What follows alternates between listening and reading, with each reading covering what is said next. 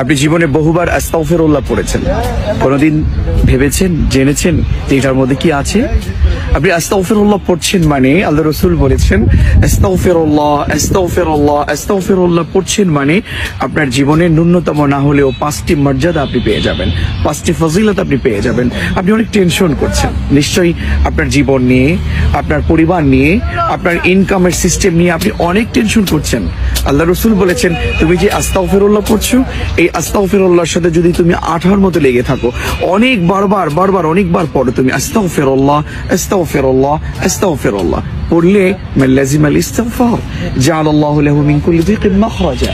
তুমি আস্তাগফিরুল্লাহ পড়লে তোমার চারপাশে যে বিপদ আছে, তোমাকে বিপদ ঘিরে ফেলেছে, এটা দূর করে দিবে। শুধু তাই নয়, 2 নম্বর হচ্ছে আস্তাগফিরুল্লাহ যখন পড়লে, আস্তাগফিরুল্লাহ পড়বার কারণে, তুমি আস্তাগফিরুল্লাহ বেশি বেশি পড়বার কারণে তুমি যে হতাশ হয়েছো, তোমার যে দুশ্চিন্তা আছে, তোমার ভিতরে খুব টেনশন, আমি কি করব, আমার বাড়ি ভাড়া নেই, আমার পরিবারে অনেক সমস্যা, আমার সন্তান কথা শুনছে না, আমার স্ত্রী কথা শুনছে না, খুব টেনশন।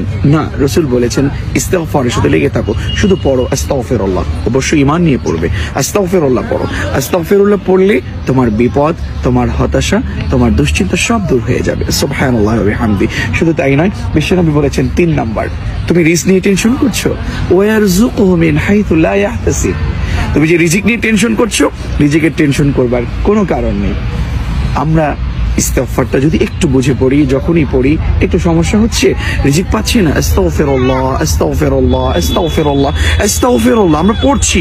মালিকের হাবিব বলেছেন যে আমাদের যে রিজক, এই রিজকের কোনো টেনশন হবে না। কোথা থেকে যে রিজক আসবে কেউ জানে না, একমাত্র উনি জানেন, উনিই দেবেন, আপনাকে তো উনিই বানিয়েছেন। প্রিয় বন্ধুগণ, 4 নাম্বার, ইস্তিগফারের সাথে যদি আমরা আঠার মতো লেগে থাকি, একটু হৃদয় দিয়ে মালিকের কাছে শুধু যদি বলি আস্তাগফিরুল্লাহ আস্তাগফিরুল্লাহ, আমি মালিক ক্ষমা চাচ্ছি, আমি ক্ষমা প্রার্থনা করছি, বিশ্বাস করুন আপনার এলাকায়, আপনার যেখানে বসবাস, সেখানে বহু বিপদ আসতে পারে, অনেক বেশি আযাব আসতে পারে, গজব আসতে পারে। আপনারা দেখেছেন করোনা এসেছে, মহামারী এসেছে, আল্লাহ তাআলা বলেছেন ওয়া মা কানা আল্লাহু মুআযযিবাহুম ওয়া হুম ইস্তাগফিরুন। আপনার যে মহামারী আছে, অনেক আযাব গজব আছে, এইগুলো আপনাকে কোনোভাবেই আক্রমণ করতে পারবে না, আপনাকে মহান রব এখান থেকে বাঁচিয়ে দেবেন। তাহলে বিপদ থেকে আপনি উদ্ধার হলেন, আপনি দুশ্চিন্তা হলে উদ্ধার হলেন, আপনার রিস্কের কোনো টেনশন করতে হলো না।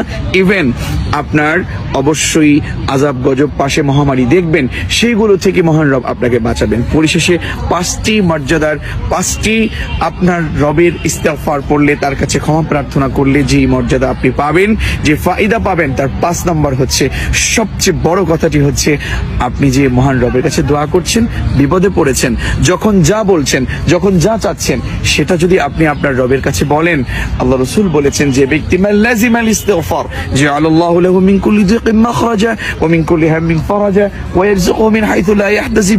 কতগুলো কথা বলে পরিশেষে বলেছেন যে ব্যক্তি ইস্তিগফারের সাথে আঠার মতো লেগে থাকবে, আল্লাহ রাসূল বলেছেন সে মহান রবের কাছে যা বলবে তাই কবুল হয়ে যাবে, মুস্তাজাবুদ দাওয়া হয়ে যাবে।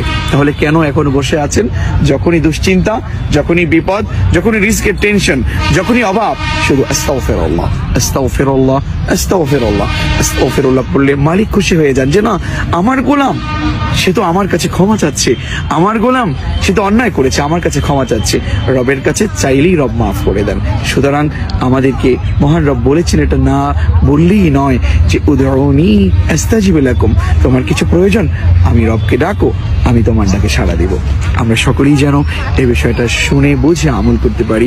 মহান রব আমাদেরকে তৌফিক এনায়েত করুন।